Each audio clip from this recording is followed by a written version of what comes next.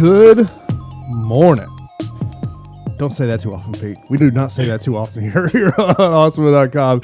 It is a strategy. It is live before lock. Excuse me. I was thinking strategy show. No, it's live before lock. And appreciate everyone that's going to be tuning in here early. I already got someone on the West Coast tuning in 5 o'clock in the morning. Man, you are dedicated to making your lineups. Yeah, you guys are dedicated. What is up, everybody? Hope you guys have your coffee. Hope you guys are able to hang with us for the whole hour before we go before the fights go live. This is usually like a Saturday morning is what we have to deal with, but Wednesday. So here we are. Yeah, man, it's good to be here. It's good to be here on a Wednesday morning. It's funny, usually I get up between 5:30 and 6, please. 5:30 and 6. Got up 6 o'clock this morning. I'm like, man, I'm on the air in 2 hours. I got to get going. Yeah, I woke up. I was like, oh boy. I hustled to Duncan, and here we are. So thank you guys for joining us. This is cool. Yeah, man, it's good to be here. So, of course, we got a big, notable fight card here in terms of a Wednesday morning fight card. 9 a.m. start time here on the East Coast. Noon is when the main card will start. And we were sitting here talking right before the show, and one of the things that we were kind of talking about is, roster construction. And we talked about this on the strategy show, and we could talk about it a little bit more here as well, is the fact of there's really 2 fights that we have kind of centered on that we say these are the 2 fights you got to be looking at. Obviously, the main event and price point definitely comes into that as well. But also the other fight that we keep looking at is the fight between Ike Villanueva and Vinicius Moreira. I did notice that the betting odds have come down a little bit on this one. Ike Villanueva minus 122, Vinicius Moreira plus 112. But those really are the 2 fights that we have to be looking at. Yeah. So I think this card is very difficult from a DFS aspect because 1, we have so many fights. 2, we have so many volatile matchups. And 3, it's an early time. So it's kind of screwing things up. Like if you needed more time to do research or whatnot, but I kind of concentrated my lineups around 2 fights that I think are really pivotal. And number 1 is the main event. I think that the main event can go somewhat overlooked. Reason being is the 5 rounds. If Magny wins, it's probably by keeping it on the feet and beating Chiesa over the duration of the bout, maybe getting a late stoppage. But I think that his cardio is definitely, it favors him, the 5 rounds. Chiesa has like a 2 to 3 round window to get it done. And his path to victory with a lot of control time and potential, submission, he's also appealing at his price point. Now, the other fight that I am targeting that I hate to say, but I just feel like it has GPP written all over it, is that Villanueva and Vinicius Moreira fight. I mean, close your eyes, hope for the best, hope you have the good, the winning fighter in your best lineups. But those are 2 fights that I kind of made a priority for most of my lineups, if not all my lineups. And after that, it's kind of a mixed bag, Jason. Yeah, I mean, you brought up a great point when we were talking last night of, you're using Fantasy Cruncher with groups and where you're sitting there saying, look, I've got to have someone in the main event and I've got to have somebody in this Ike Villanueva fight. I mean, look, and we talked about on the strategy show, it's not 2 fighters that you sit there and say, hey, I trust a ton. No. But I think we both look at this fight and say, in terms of a GPP fight, this is a fight that's likely going to end and finish. So we have to be looking at that fight. Now, I think cash is a totally different story. Yeah, cash, I wouldn't play these guys because of, their volatility. But I will say that GPP is kind of what you want. And, the losing fighter will probably have single digits. It's just the way it is. As far as the rest of the card and making groups, you guys should head on over to Awesemo.com. Check out the Fantasy Cruncher. It's a big, really helpful tool. Jason and I use it a lot, and I set groups. So I made those 2 fights a priority, and then I wanted to get a stud in my lineup. And now if I'm looking at this card, Jason, give me 3 studs that you think, and I want to see if we're on the same page, 3 studs that should win in their matchups.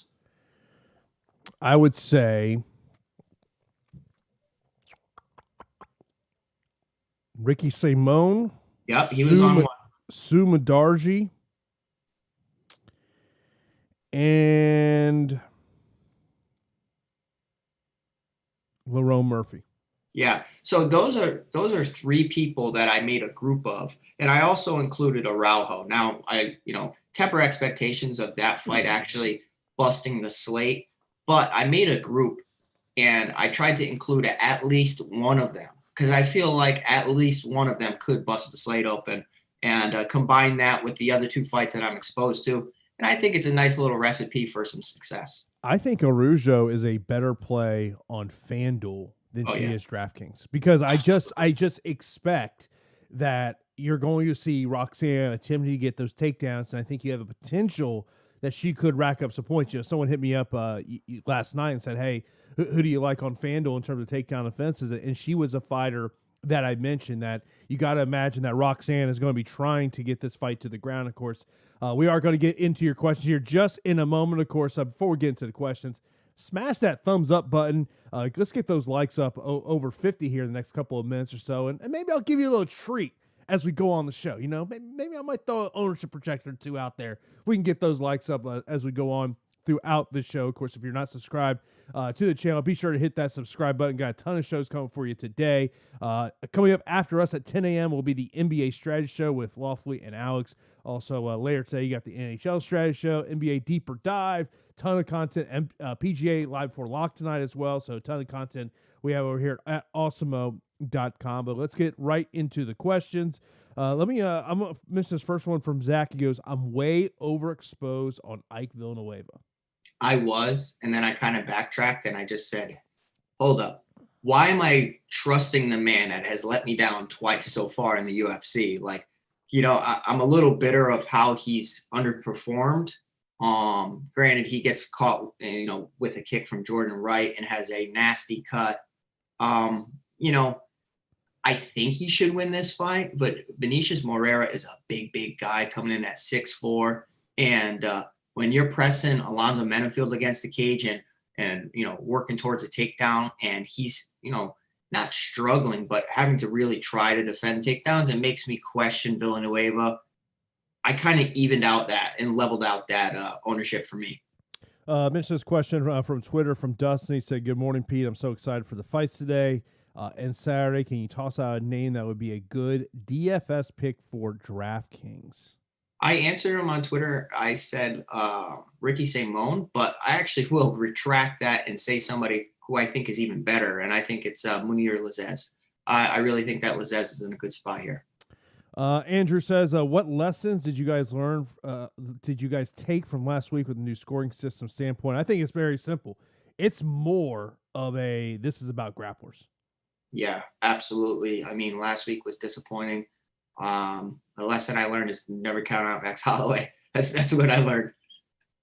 Yeah, I think that, because that was kind of the big thing going into last week was this new DraftKings scoring system of what would it look like? How would it affect? And, because obviously now having, total strikes is a part of this and no more advances and you got control time. But, to me, it just kind of just showed that really, it's still a very grappling based system. Yeah, but it was a perfect fight, main event, to kind of test the waters, so to speak, because you had volume strikers. So like the devil's advocate point was, well, yes, there's control time, but now we have total strikes included. So how does that really move the needle? And I will tell you that, Max Holloway broke the significant and total strikes records out there. So he had 200 points, Jason. 200 points. Like, it definitely favors grapplers that can control their opponent. But if you have high volume strikers, say in women's MMA, which is often common, target them as well. Derek, I'm just cracking. I don't know if you saw his comment. Yeah. So this goes back to, for people who did not watch the strategy show, we had a question on whether or not you should put pickles on a grilled cheese, which we had a super chat, not even a question, a super chat. Never heard this before. And Derek comes in and says, only thing certain for today is I'm fading pickles on the grilled cheese. I'm fading that for life. No, thank you. Look, I think we all try to get creative in the kitchen. I never thought pickles, grilled cheese. Never thought. Hey man, you gotta work with what you have in the kitchen, and sometimes you create some weird stuff. Tristan says, how you feeling about Adeshev?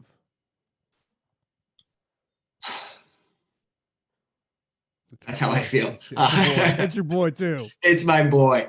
I saw some people hating on me on the comments on the strategy show. They're like, yeah, we don't care if you're friends with him. Just tell us how the matchup is. It's a tough matchup. I'm rooting for him personally. I am exposed to him. It's not like I'm not playing him. But the UFC is kind of giving Muderji like a really nice spot here to get another highlight reel knockout, and we'll have to see if he can avoid the compact Adeshev. But 9,300, pretty good play. Yeah, no, I'm with you on that one. Let's see here.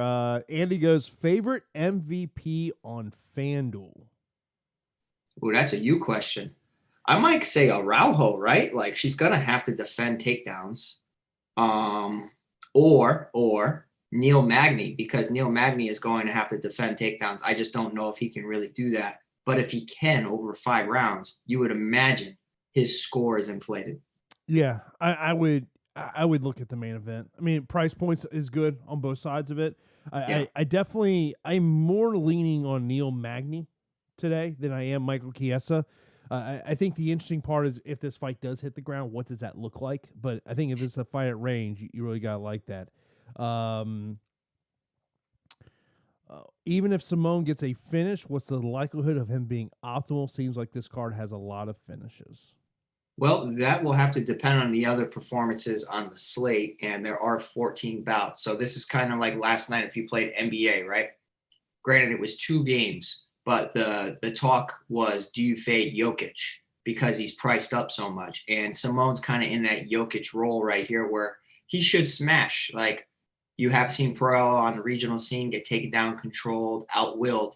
But Perello is a live dog because of what he possesses in the striking department. Great boxing, good knees up the middle. I talked about my worry of Simone running into a knee. If you did look at the weigh-ins yesterday, Simone looks like he cuts a lot of weight, Jason, and you know Simone personally. I don't know how much weight he cuts. He's a big boy. But, yeah, he's a big boy. So that's always something to take into consideration when you're facing a guy that hits hard, because whether you guys understand it or not, if somebody cuts a lot of weight, they're more susceptible to get knocked out. It's just the truth. But it's an unlikely scenario. So I like 9,400 Simone. Zachary says, did we see the inside the distance line moves? I had not noticed, Zachary, but if you want to mention in chat what they are, we'll give you our opinions on it. Matt says, thoughts on stacking the main event cash on a 14-fight slate on DraftKings. Is that a smart move? I don't think you need to do it. I don't think you need to do it, truthfully. Zachary mentions the line movements on the inside distance. Sumadarji from minus 145 to minus 180. Nam is plus 160 to now plus 120. Simone was plus 245, now plus 130. Can't say I'm shocked on any of those. No, I kind of agree with all of them. I mean, I will say that a lot of times we like to think there are going to be more finishes than there might be. But I think the line movement is accurate. Jason, we have 200 people joining us here at 8:14 in the morning on a Wednesday. Thank you guys for the support. That is so awesome. Let us know where you're listening to this at, whether you're driving to work. Well, if you're driving to work, don't say you're driving to work. Just pay attention to the road. If you're at work, if you're whatever, cooking breakfast, thank you for joining us. Let's win some money today. Of course, got a great deal going on over at Awesemo.com. You see it right there on the screen. Sign up for an MMA weekly pass for $2.57 when you use the promo code Connor.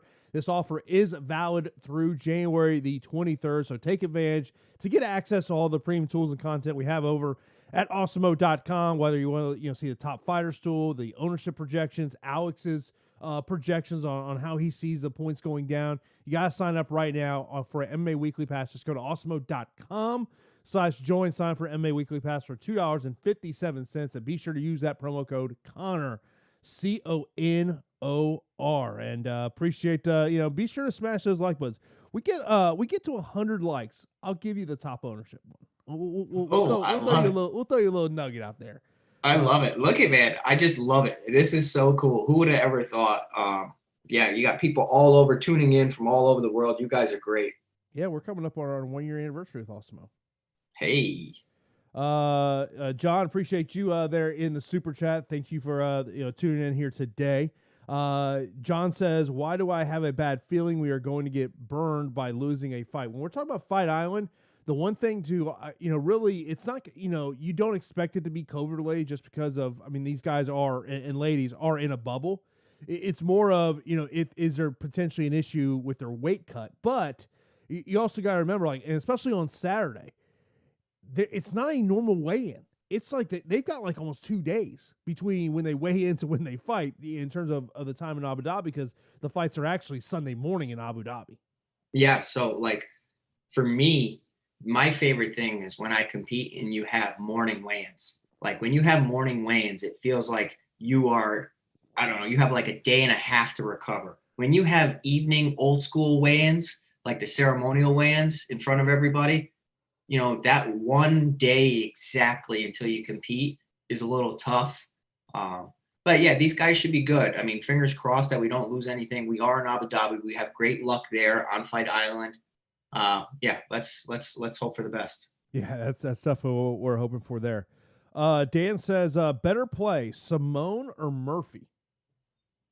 I struggled with that one, and that's why I made groups. I kind of took my bias out of it because I do think that Andrade is dangerous. Now I know he's smaller compared to Murphy, but Murphy, in the grand scheme of things, only has 10 fights, right? Like he is relatively green for MMA. Yes, he's talented. Yes, he had an amazing fight against Ricardo Ramos, and then he had a nice draw as well against Tukigov. But Andrade is 26-3, Jason. And when I was reading my exposure levels to you, I kind of I paused for a second. I'm like, wow, I have a decent amount of Andrade, and it's because I targeted those fights. I didn't care which person I got. Now, it's a close one. I think that they're both in good matchups and are both the A side of the fight. Yeah. Next up, Tristan says, thoughts on the Nam fight? Yeah, another fight. Like that's what I'm saying. Like Schnell, I'm seeing pieces from people posting on Twitter, and a lot of people just so high on Schnell, and I think it's because of his submission ability. But standing up, he is a liability as far as defensively. Like he's so talented. He used to work out at CSA, which is one of the best kickboxing gyms out there. But I mean, let's be honest, Schnell has bounced around from here, there, and everywhere.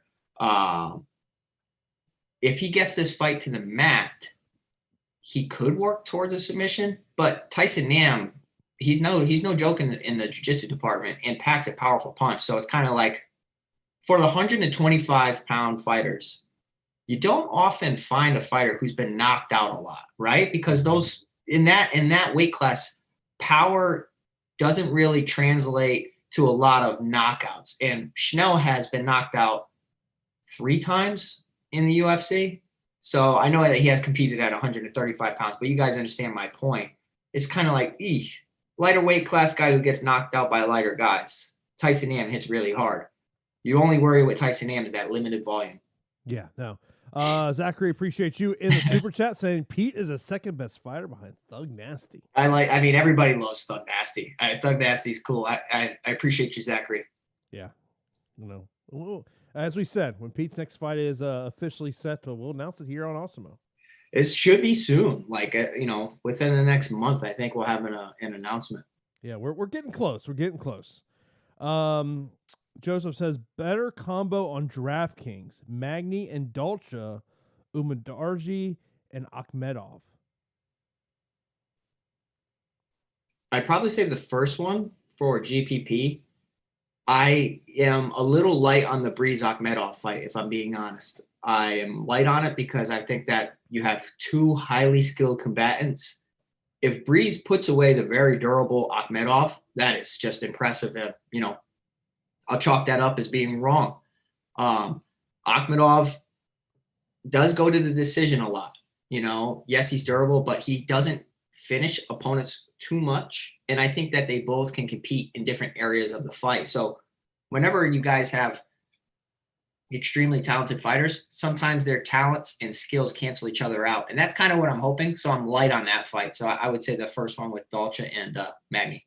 Mentioned a couple of questions that we got in over in our premium Slack channel. Kilo Whiskey says, who are your under 25% owned targets? Under or over, you said? Under.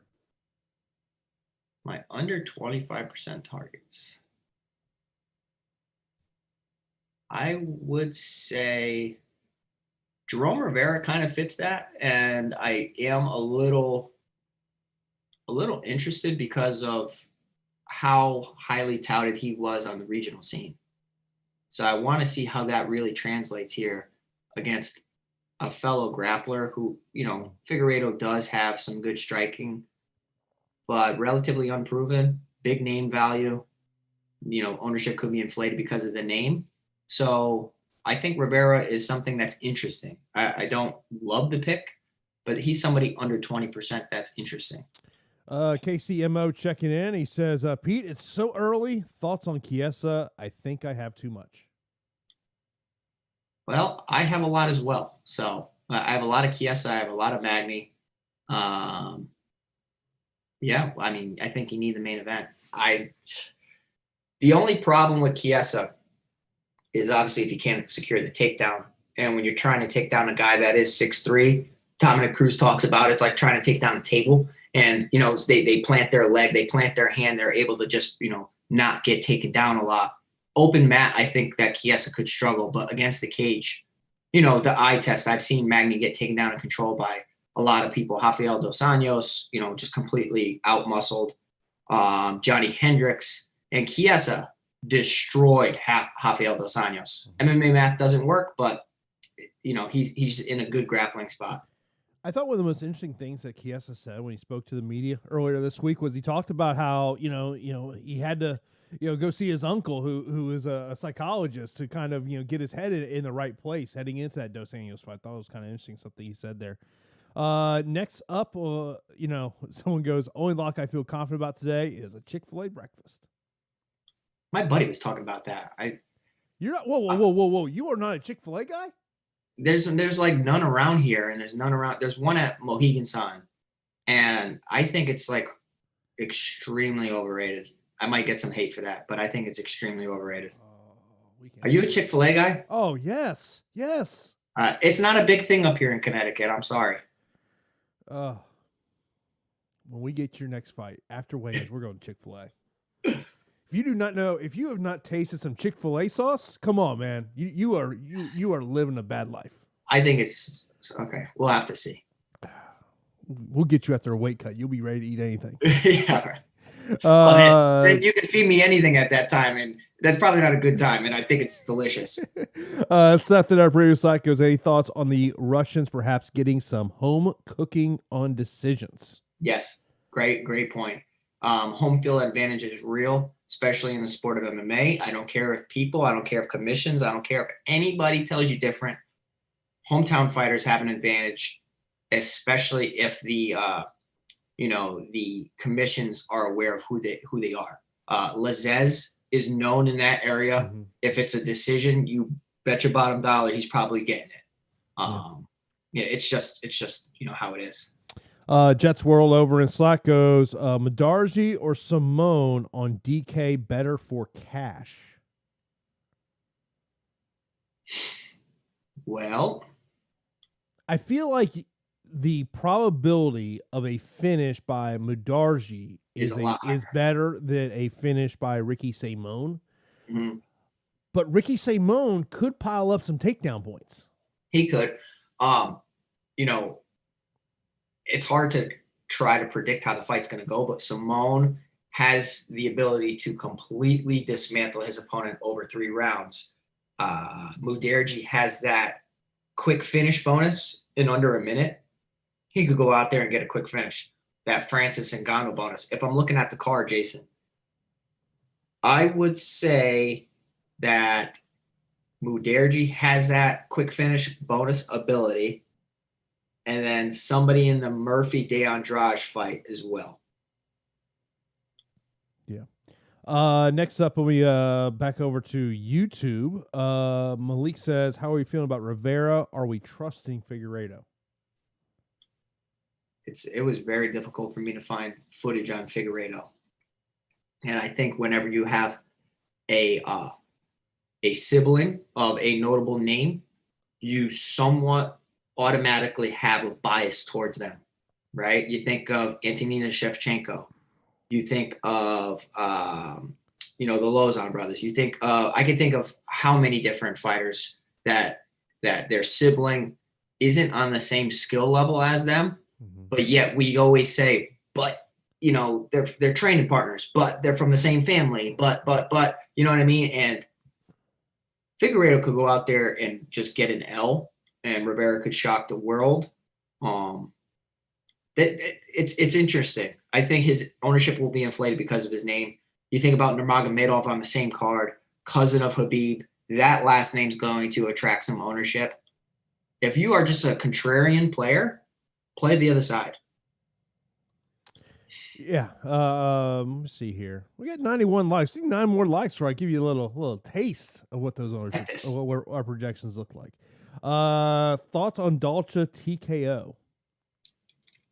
I think it's interesting. I think that he possesses some power facing a guy against Perez, who was just knocked out against Dricus du Plessis. My worry is that Lungambula gets caught on the feet because he keeps his chin up in the air. And Perez's path to victory should be by working towards a submission. I mean, he's decent on the mat. I don't like how this fight really came together. There was a lot of controversy over what weight class these guys are fighting at, and they weighed in at 185 pounds, which is interesting because, different sites had different things. But long story short, Lugambula is in a nice spot here. I think it's a good fight to target. Yeah. Let's see. Next up, Mudarji or Murphy. This comes from Tristan. Well, let me throw some stats out there for you. Pull up my sheet. I will say Mudarji has a 92% finish rate out of 13 victories. Murphy has a 67% finish rate out of 9 victories. So you have almost double the fights. Mudarji has a 90% finish rate, while Murphy has a 67% finish rate. So, I promised something. I said, you get me over 100 likes, I'll deliver for you. Well, let's hear it. You ready to see who is getting the most ownership that we're projecting? Who is getting the most ownership? Who do you think it is? Mudarji. Yeah. Mudarji, yeah. Damn, I'm good. All right. I mean, it's pretty obvious. Yeah, just over 40%. Wow. Well, I mean, I think also, people remember, you see that last performance, and you're like, man, if he can go out there and get a quick finish, get that 25 points, first round finish, you can get something there. So I appreciate everyone hitting that thumbs up button, right here on YouTube. Next up, let's see here, FanDuel GPP, Simone or Lazez, and that's MVP as well. Wow. Ooh. Well, Simone's opponent's not going to try to take him down. Warley Alves probably will look to take down Lazez, so you could get some bonus points there. Lazez had a great performance with a ton of significant strikes in his previous outing against Razak Al Hassan. I would say Lazez, but it's close. I understand the Ricky Simone based on tons of takedowns and everything, but you're not getting that control time bonus over on FanDuel. R. Bowden says, watching at work, don't tell the boss. Don't worry, we won't. Yeah, I ain't going to Top 3 underdog plays DraftKings right now, Lycan, Chiesa, and Andrade. Not sure after that. The 2 underdogs that I found myself kind of debating about were Marcus Perez and Omari Akhmedov. Both kind of in that same range. When I look at the under 7,000 options, don't really like Warley Alves a ton. Modafferi, somehow she just finds to win fights. I just don't think this is the fight that happens. Not big on Snell. Not big on Simone's opponent. Not You big probably on like Jones, right? Yeah, Mason Jones is one that is someone that I do have in lineups. That that's someone that I think the price is he's a little undervalued here. He's undefeated, and I said it on the strategy show, when you find somebody with a huge and impressive record, 10-0 Jones as an underdog, that's not a typical underdog, right? Like, you're getting extreme value on Jones. Yes, he hasn't faced UFC competition, but he has good hands. He can match Davis in a ton of spots. I still favor Davis. I think Davis goes out there and is on another level, has great power, can mix in takedowns, and maybe work towards a finish. It's a fight I'm targeting. But just in general terms, whenever you see a guy that's the underdog, has a ton of experience, a big record, another fight I can kind of point to in this scenario, right? If you're just looking at data and you're taking your opinion out of it, you see 9-0 Murphy against De Andrade, who's 26-3. On paper, that fight probably is a little too early for Murphy's career. Mm-hmm. By the way, this is Live for Lock right here at Awesemo.com. Be sure to sign up for Awesemo Plus membership. You see the promo we got going on for MMA Weekly Pass, $2.57. We use the promo code Connor. Of course, when you are a member of Awesemo Plus, it does give you access to our premium Slack channel where you can talk to all the people here at Awesemo, whether it's myself or Pete or anybody else here. And, of course, also you can chat along with the community as you're developing your lineups here today, and you can get other people's thoughts on how they're thinking about building their lineup. So be sure to sign up for a Awesemo Plus subscription, and also that does give you access to our premium Slack account. Do want to mention this where Zach mentions, he goes, Magny probably not going to score well versus Chiesa, even if he wins, in my opinion. Let me stress it here. What's the odds the winner of the main event's not optimal? Well, I hope it's slim, because I have it everywhere. Well, let me kind of just shoot out some stats, right?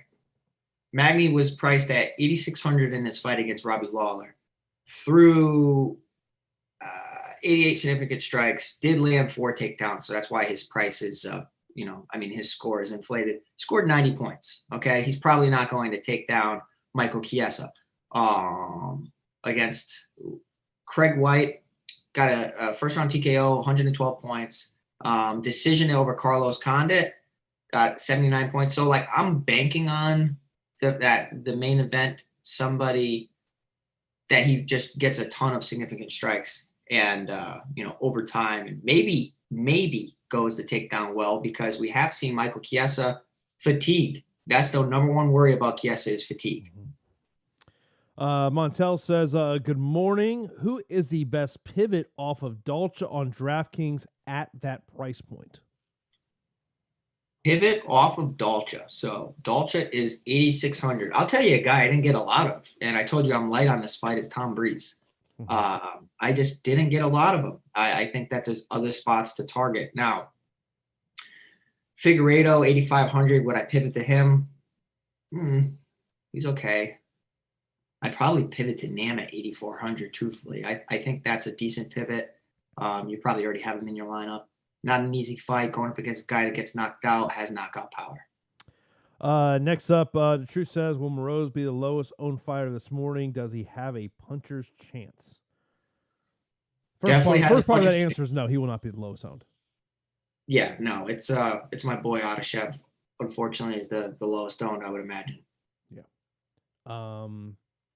But he's good. Morozov's good. Watch the tape on him. Yeah, he is good. We always talk about, you got to find ways to separate yourself, from the field. And, putting him in some lineups is going to the ability. I don't think Umar is going to be highly owned either. Yeah, I don't think so. I had a dream that Umar, it's crazy. We've been grinding over here. Jason and I were talking late last night. We've been grinding so much MMA, behind the scenes, tons of articles coming. And we have a show tomorrow for the Connor card, and then Saturday, of course. So we'll have tons of more content for that. But I had a dream that Nurmagomedov caught Morozov with a head kick, and that he had a pretty good score. 9,500, though, he has to score well.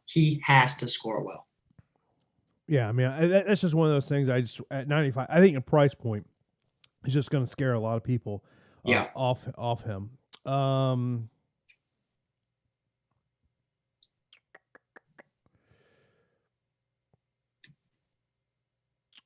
Adam mentions a question about the new scoring system. We did kind of touch on it, but I'll touch on it again. He goes, how do you think new scoring will play? See any advantages based on new scoring that could provide good leverage? I think it's even more. We talked about this earlier.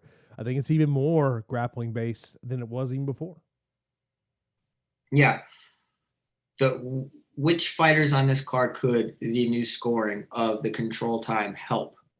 I will say Chiesa. Akhmedov, Simone, Nurmagomedov. I think those are three. I think I named three fighters that it could benefit because of the control time. Here's also, I think, the thing to think about with Tom Breeze. FanDuel, he could be defending takedowns. Yeah, exactly. Like, know which fighter is going to be shooting a lot and target the other on FanDuel. What's his price on FanDuel? He is 19. Yeah. 19, that's not bad. 13 for Akhmedov, which I think is a good price for cash.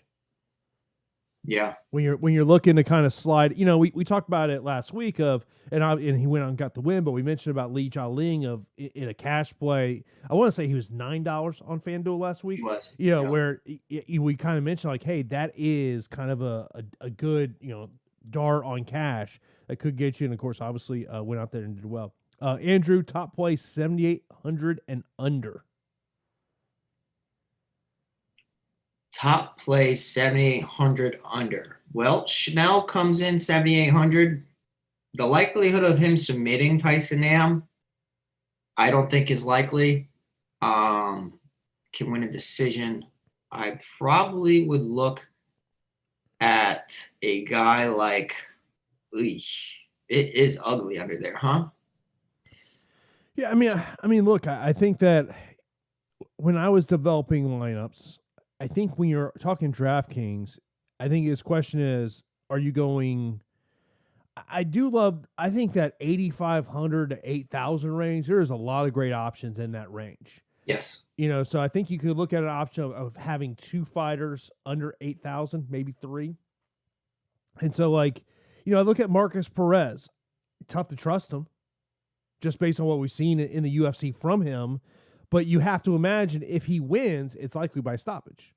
Yeah, I think if I'm looking at any 7K option that I could even throw the word trust at, it would probably be Akhmedov because he's 20-5 overall, 8-4 in the UFC, has takedowns, was taken down Chris Weidman at times. He's going to take down Tom Breeze. GPP fights in the 7K range, I would say probably Rivera is interesting because of what the unknowns surrounding Figueiredo. Yeah. By the way, I just looked on FanDuel, the quote unquote big GPP on FanDuel, quote unquote, 5,000 in first place. By the way, okay. Still is not filled up. Got about 400 entries still left in that one. Are you playing on FanDuel today? I'm creating a lineup right now. Oh, goodness. Question, and by the way, speaking of FanDuel, the next question is about FanDuel. It says, Pete, cheap play on FanDuel in the 9 and 8 price for cash. So you're looking at Roxanne Bonifari, Douglas Silva de Andrade, Perello, Adeshev, and that's it. It's de Andrade for me. Yeah.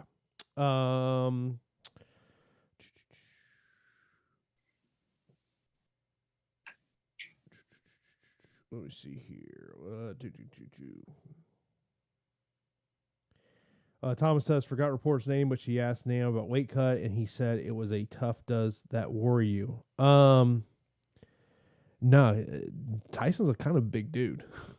I know weight cutting he's got to cut a lot of weight.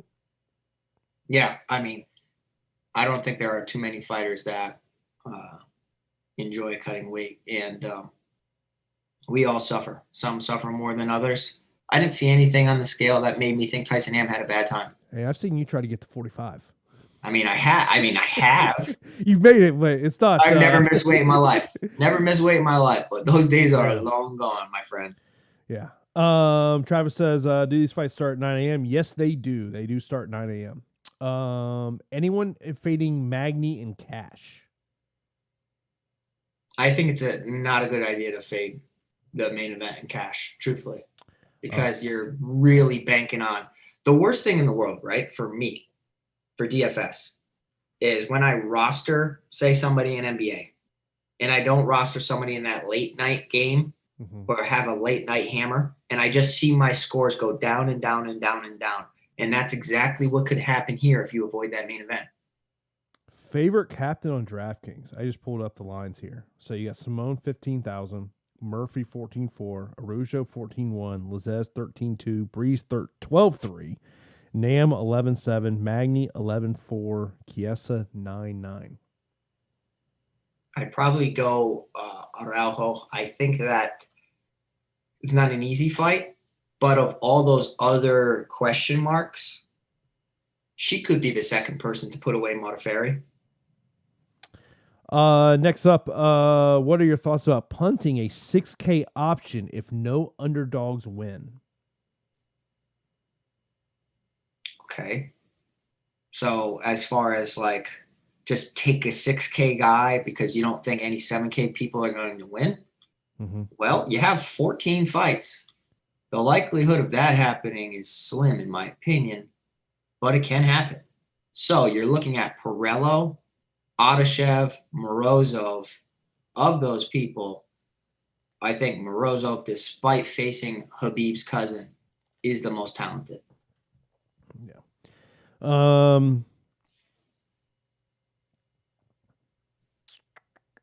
I just want to mention one fighter we haven't talked about, right? Because we always bring up what fight are we not talking about. We're not talking about the first fight of the night, first fight of the morning.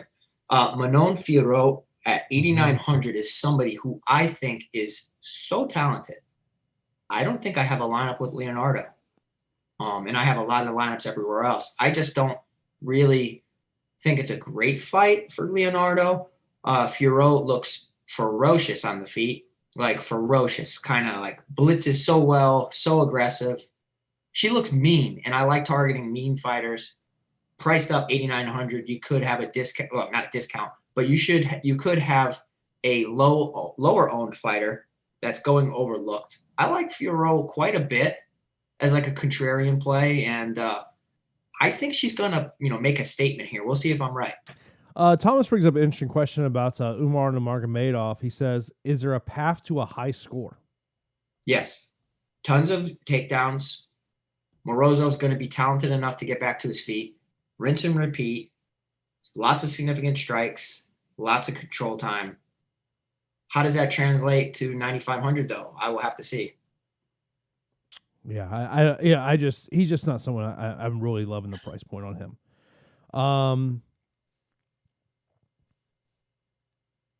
Lizez and Alves, or Simone and Perillo on DraftKings.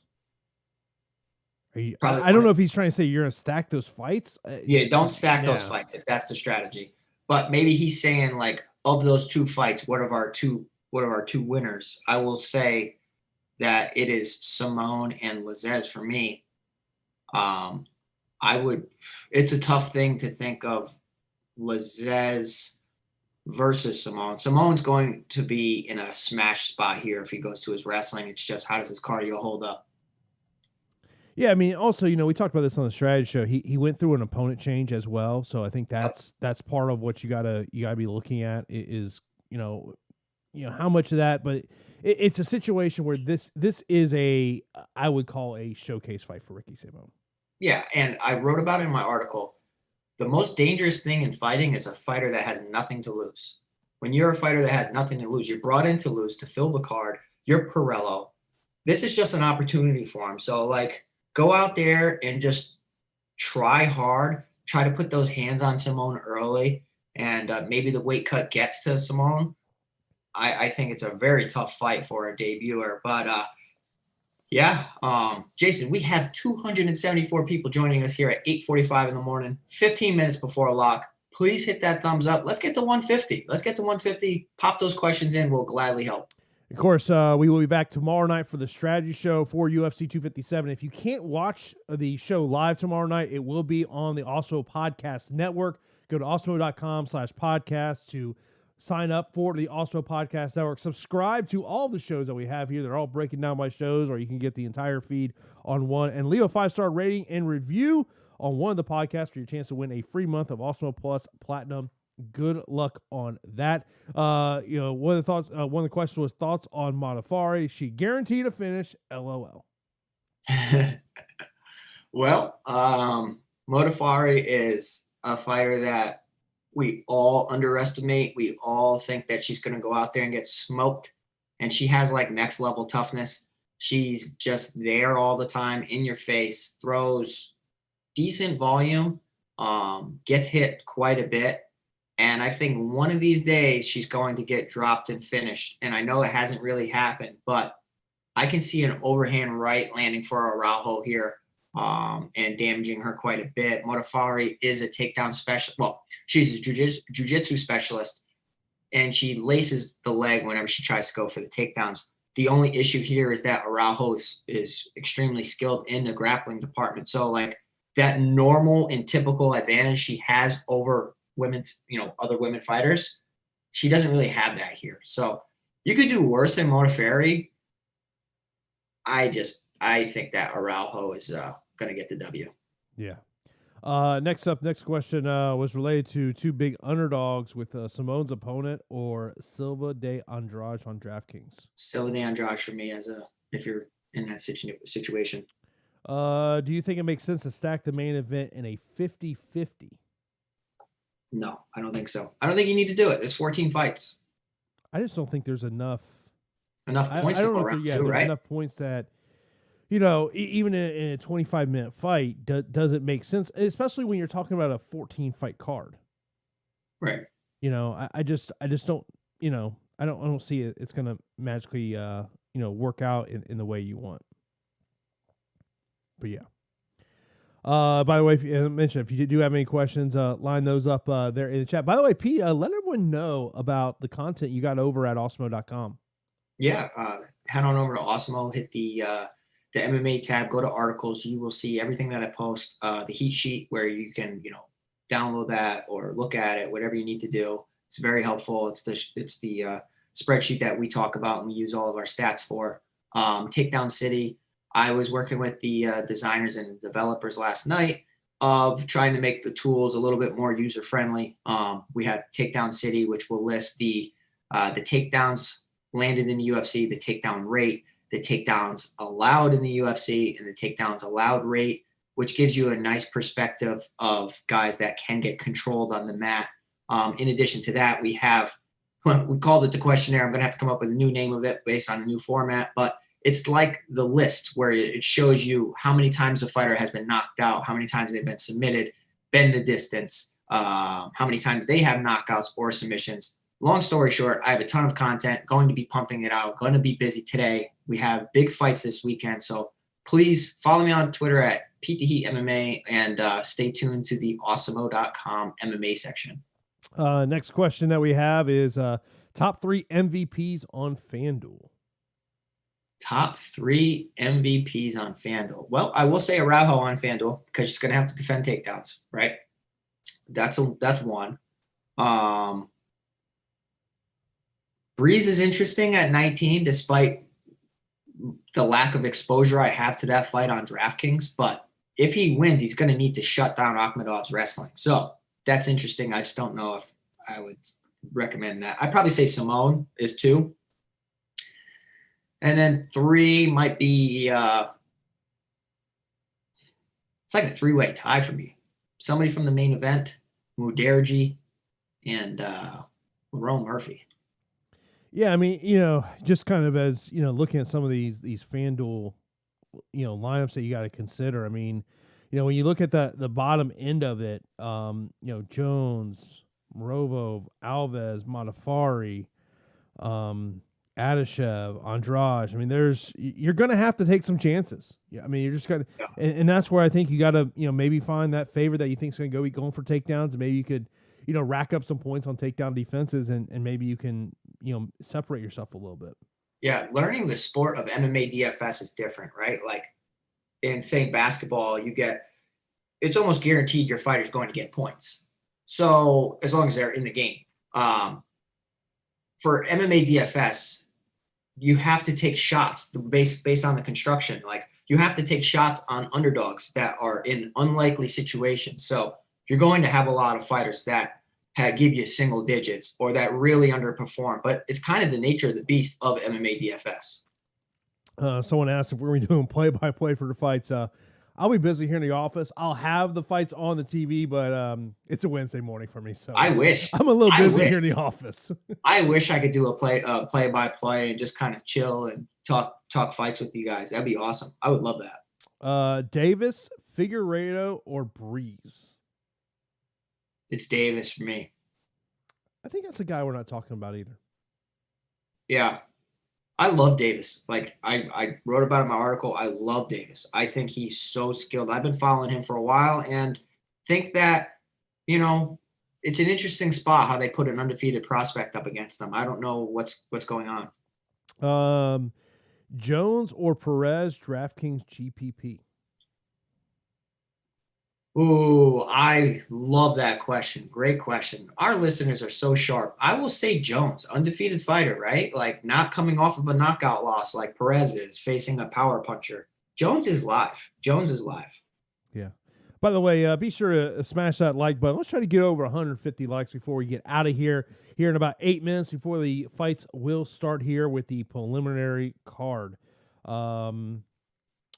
This comes from Sam. He says, who won't hit value on DraftKings and FanDuel? I worry about Nurmagomedov hitting value at 9,500. I also worry about Ricky Simon hitting value at 9,400. I mean, those price tags are pretty crazy. A lot has to go right to really score high and be priced high. Yeah, I mean, I would kind of agree on both those on the FanDuel side as well. What is I would say this on FanDuel. Yeah, because I don't have that when I made the sheet. I think Dolce and Perez is a fight that you got to really look at. Umar is, I will tell you right now what he is. He is $20. Wow, that's cheap. That's cheap compared to Muderji's 23, Simone's 21, Murphy's 22. Brandon asks, Nam or Ike, DraftKings cash? It's an easy one for me. I go Nam. Oh, in cash? Yeah, cash. Yeah, Nam. Yeah.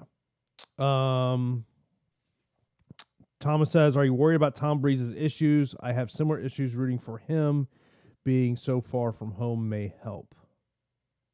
I am rooting for Tom Breeze as well. I think, Tom Breeze is vocal about his issues, so to speak. I don't like calling it issues because a lot of people deal with this.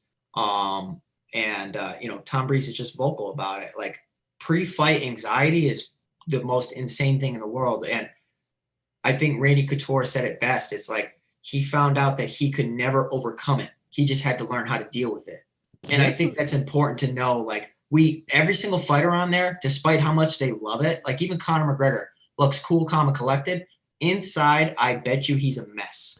Chiesa talked about it. He's as an amateur. He said, "Man, it was tough. It goes through it." Caleb asked, Davis or Lazez? It's a great fight. Both of them are great fights. I'll say Lazez. If all underdogs lose, who would be the highest scorer on DraftKings? In a loss. Yeah. Well, it's a good. Chiesa seems like the easy pick. Yeah. That's a good one. Just because of potentially 25 minutes. Yep, and then I'd also probably say that it would come to Akhmedov if he were to lose because of takedowns. Yeah. Which is a fight that can break the slate and be in the optimal? I think there are a couple fights that are going to break the slate. That Villanueva-Moreira fight, I think, is the number one fight that's going to break the slate. You need to have the right side of that. Murphy de Andrade. After that, yeah, probably Davis Jones. Who you say finishes with more points? Likely finishes with more points. Nam or Simone? It's Simone. It's Simone. Who scores higher, Mudarji or Nurmagomedov? It's a good question. I'd probably say Mudarji. Who will get the inside the distance bonus? I gotta imagine he's talking about the bonus fast win. Yeah, that's what I imagine he's talking about. Probably Mudarji, if you're just looking at it from an unbiased opinion. MVP Mudarji or Vinicius, or MVP Lazez or Ike? Yikes! I could go Lazez and Ike, I guess. Yeah. Sergey going to break the slate? He very well could be. You know, that's one of those underdogs I think you definitely have to consider, just because it's a great price point if you take him. You know, so that definitely is someone to pay attention to there. So we got 4 minutes before lock, so you got to get those. If you're still struggling to get those lineups in, you got to hurry up because those lineups are going to lock here pretty soon here. So you got to get those lineups locked in there. So. And this it's an interesting slate. One of the things is, probably a lot of people made their lineups last night, or also you could have a lot of people who are just worried about Saturday in terms of UFC 257. As I mentioned, we'll be here tomorrow night for the strategy show. Then on Saturday, we will have live before lock. That'll start at 5 p.m. Eastern time, leading up to the fights. That, of course, will start at 6:15 Eastern time. Of course, tomorrow night, we'll talk a lot about the main event and co-main event because those are going to be the two fights that everyone's really going to pay attention to. I did peek a little bit at the DK lines. Not surprised on the Conor line. Not surprised. I have not looked yet. I'm excited. I am excited. I can't wait for the card. What do you think Conor's at? 9,400. You are too high, bro. Really? 91. Okay. Bill says Akhmedov and Chiesa or Breeze and Pirello. First one. Okay. Hollywood says I'm playing DK every single fight card for the rest of my life. I will tell you this. I think the UFC has got to credit DraftKings for elevating their sport in 2020. No, I think the UFC needs to credit us for elevating the UFC stock and all of you for listening to our show. I think that's what it comes down to. Thanks to you guys, we're able to do this. And look, we got 3 fight cards in 9 days or something like that. And a big one on Saturday. I can't wait. Same as top 2 captains for the late slate, which obviously I'm guessing I have not looked at it. DraftKings, which so I'll just kind of run down some prices for you. Ricky Simon, 15,000. Lerone Murphy, 14.4. Rujo, 14.1. Lazez, 13.2. Breeze, 12.3. Nam, 11.7. Magny, 11.4. Villanueva, 11.1. Vinicius, 10.2. Chiesa, 9.9. I think the 2 safe ones, right? Araujo and Lazez. Yeah. I mean, it's, but like we said, the Villanueva fight is going to be a fight that you don't feel good with rostering with either one of those guys. But, likelihood is that because of the salary, that fight's going to be optimal. Yeah. I would be pretty surprised that fight does not end up optimal. Agree. So we are about to reach lock here. So good luck to everyone here. Of course, as you exit, be sure to smash that thumbs up button here on YouTube. Of course, keep it locked here to Awesemo.com all day long. Come up here in an hour from now. It'll be the NBA strategy show. So we will talk to you tomorrow night for the strategy show for UFC 257. Be sure to take advantage of that deal we got going on right now. MMA Weekly Pass for $2.50 when you use the promo code Connor.